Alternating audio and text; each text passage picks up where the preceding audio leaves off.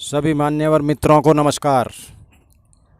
मित्रों, मूर्ति पूजा व प्रतीक पूजा केवल एक निरर्थक कार्य ही नहीं है, बल्कि वेद विरुद्ध होने से पाप भी है। क्योंकि महाभारत युद्ध के बाद मूर्ति पूजा का आरंभ संभवतः जैन और बौद्ध मत के काल हुआ। तत्पश्चात ब्राह्मणों ने अपने स्वार्थ एवं धनोपार्जन हेतु काल्पनिक देवी देवताओं की मूर्तियों की स्थापना की और उनमें मिथ्या प्राण प्रतिष्ठा कर मूर्ति पूजन शुरू किया। वास्तव में मूर्ति पूजा का ईश्वर पूजा से कोई भी संबंध नहीं है। जो सब जगत के व्यापक उस निराकार परमात्मा की प्रतिमा परिमाण सादृश्य मूर्ति नहीं है। निराकार सर्वव्यापक सर्वशक्तिमान परब्रह्म परमेश्वर की कोई मूर्ति नहीं बन सकती। मूर्ति साकार वस्तु की आकृति की ही बनाना संभव होता है और उसी का फोटो भी खींचा जा सकता है और उसके रूप, रंग, आकार, लंबाई, चौड़ाई, मोटाई की आकृति मूर्ति में उतारी जा सकती है। परम सूक्ष्म निराकार सत्ता परमात्मा के संबंध में यह संभव नहीं है। धर्म हमारे आत्मा और कर्तव्य के साथ है। ईश्वर चित्र में नहीं, चरित्र में बसता है। आचार्य चाणक्य ने कहा है कि अपनी आत्मा को मंदिर बनाओ। मूर्ति पूजा धन प्राप्ति का अच्छा साधन है, ईश्वर प्राप्ति का नहीं। मूर्ति पूजा से केवल हानियाँ ही हानियाँ हैं, अपितु मूर्ति पूजा पाप है, क्योंकि वेदों में मूर्ति पूजा का निषेध है। न तस्य प्रतिमा अस्ति, वेद विरुद्ध कार्य करना पाप की श्रेणी में आता है। भारत की अवनति का मूल और सबसे प्रमुख कारण मूर्ति पूजा है। किसी ने मूर्ति पूजा के विषय में सत्य ही कहा है कि मूर्ति पूजा ने देश के अहित की सामग्री एकत्रित की है।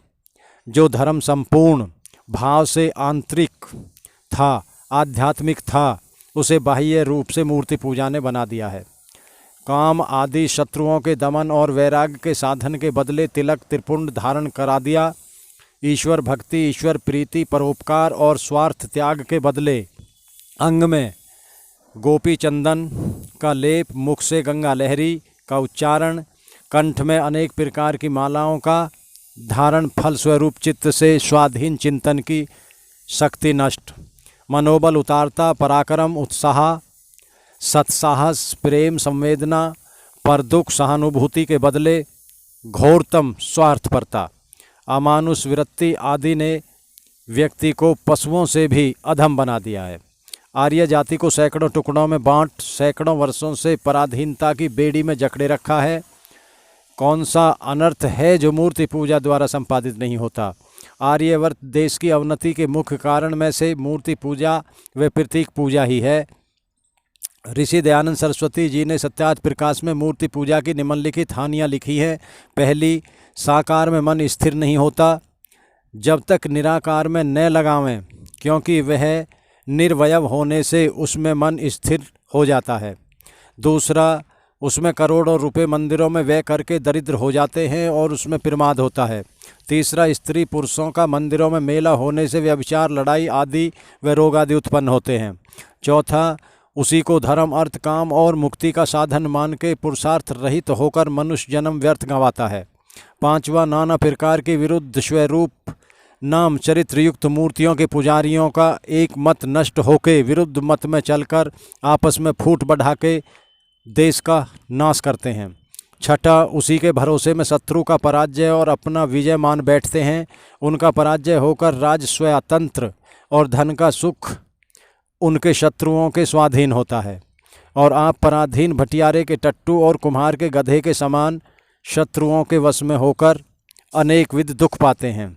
सातवां, जब कोई किसी को कहे कि हम तेरे बैठने के स्थान व नाम पर एक पत्थर रख देते हैं, तो उस आदमी को कितना बुरा लगता है और बुरा लगने से वह क्रोधित होता है और उन लोगों को बुरा भला कहता है। वैसे ही जो परमेश्वर की उपासना के स्थान हृदय और नाम पर पाषाण आदि मूर्तियां धरते हैं, उन दुष्ट बुद्धि वालों का सत्यानाश परमेश्वर क्यों न करेगा। आठवां, भ्रांत होकर मंदिर मस्जिद देश देशांतर में घूमते घूमते दुख पाते, धर्म संसार और परमार्थ का काम नष्ट करते, चोर आदि से पीड़ित होते, ठगों से ठगते ठगाते रहते हैं। नौवां, दुष्ट पुजारियों को धन देते हैं, वे उस धन को वेश्या, परिस्त्री गमन, मांस, मदिरा, लड़ाई बखेड़ों में व्यय करते हैं, जिससे दाता का सुख का मूल नष्ट होकर दुख होता है। 10वां, माता पिता आदि मानवियों का अपमान कर पाषाण आदि मूर्तियों का मान करके कृतज्ञ हो जाते हैं। 11वां, उन मूर्तियों को कोई तोड़ डालता है, वह चोर ले जाता है, तब हा हा करके रोते हैं। 12वां, पुजारी परिस्त्री गमन के संग और पुजारिन पर पुरुषों के संग से प्राय दूषित होकर स्त्री पुरुष के प्रेम के आनंद को हाथ से खो बैठते हैं। 13वां, स्वामी सेवक की आज्ञा का पालन यथावत न होने से परस्पर विरुद्ध भाव होकर नष्ट भ्रष्ट हो जाते हैं। 14वां, जड़ का ध्यान करने वाले का आत्मा भी जड़ बुद्धि हो जाता है, क्योंकि देह का जड़त्व धर्म अंतःकरण द्वारा आत्मा में अवश्य आता है। 15वां, परमेश्वर ने सुगंधि युक्त पुष्पादि पदार्थ वायु जल के दुर्गंध निवारण और आरोग्यता के लिए बनाए हैं। उन पुष्पों को पुजारी तोड़ लेता है जिन पुष्पों की सुगंधि न जाने कितने दिनों तक आकाश में बढ़कर वायु जल की शुद्धि करना होता है और पूर्ण सुगंधि के समय तक उनका सुगंध होता है। उसका नाश मध्य में ही कर देते हैं। पुष्पादि कीच के साथ मिलकर उल्टा दुर्गंध उत्पन्न करते हैं। परिणाम स्वरूप पर्यावरण अधिक प्रदूषित होता है। 16वां, पत्थर पर चढ़े हुए पुष्प, चंदन और अक्षत आदि सबका जल और मृतिका मिट्टी के संयोग होने से मोरिया कुंड में आकर सड़के इतना उससे दुर्गंध आकाश में चढ़ता है कि जितना मनुष्य के मल का, और सैकड़ों जीव उसमें पड़ते उसी में मरते और सड़ते हैं।